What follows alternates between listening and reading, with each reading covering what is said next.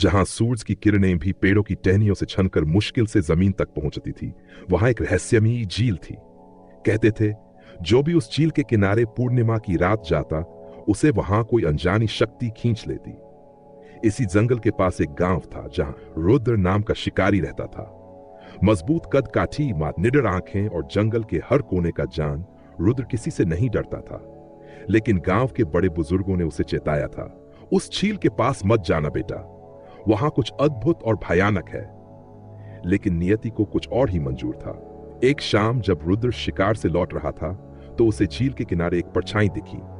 पास जाकर देखा तो एक सुंदर युवती खड़ी थी, बिल्कुल स्वच्छ चंद्रमा की तरह उजली त्वचा, लहराते लंबे काले बाल और आंखों में गहरा आकर्षण। तुम कौन हो? रुद्र ने पूछा। युवती मुस्कुराई और बोली, मैं इस जंगल की रक्षक हूं, वन देवी। रुद्र चौंक गया। उसने तो वन्या के बारे में केवल कहानियां सुनी थीं कि जंगल की आत्मा एक स्त्री का रूप लेकर भटकती है। तुम इंसानों की दुनिया से अलग हो, फिर मुझसे बात क्यों कर रही हो? वन्या ने उसकी आंखों में झांका और धीरे से बोली, क्योंकि तुम जंगल से प्रेम करते हो। जो प्रकृति से प्रेम करता है, वह मुझसे भी दूर नहीं रह सकता। रुद्र को नहीं पता था कि उसे क्या हो रहा है, लेकिन उसकी धड़कनें तेज हो गई थीं। हर पूर्णिमा की रात वह झील के पास आता और वन्या से मिलता।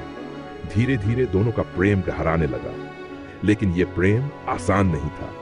एक दिन गांव में अजीब घटनाएं होने लगी।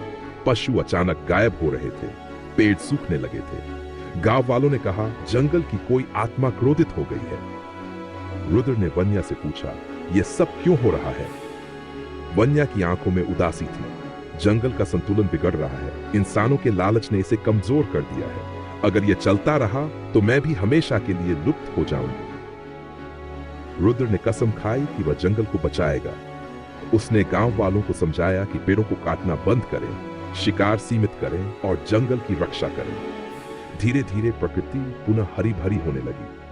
अंततः एक पूर्णिमा की रात जब रुद्र झील के पास गया तो वन्या वहां खड़ी थी, लेकिन उसकी आंखों में आंसू थे। अब तुम्हें जाना होगा रुद्र, जंगल सुरक्षित है, लेकिन मैं अब यहां नहीं रह सकती। नहीं, रुद्र चिल्लाया, तुम मुझे छोड़कर नहीं जा सकती। वन्या ने मुस्कुराकर उसका हाथ पकड़ा और एक हल्की हवा के झोंके के साथ वह ओस की बूंदों में बदल गई, जैसे कभी थी ही नहीं। रुद्र वहीं खड़ा रह गया, लेकिन उसकी आंखों में दुख के साथ साथ संतोष भी था। वह जानता था कि वन्या अब हमेशा के लिए इस जंगल का हिस्सा बन चुकी थी, और जब भी पूर्णिमा की रात आती, झील की लहरों में उसकी मुस्कान अब भी झलकती थी। अद्भुत प्रेम जो प्रकृति से बंधा था, अमर और अनंत।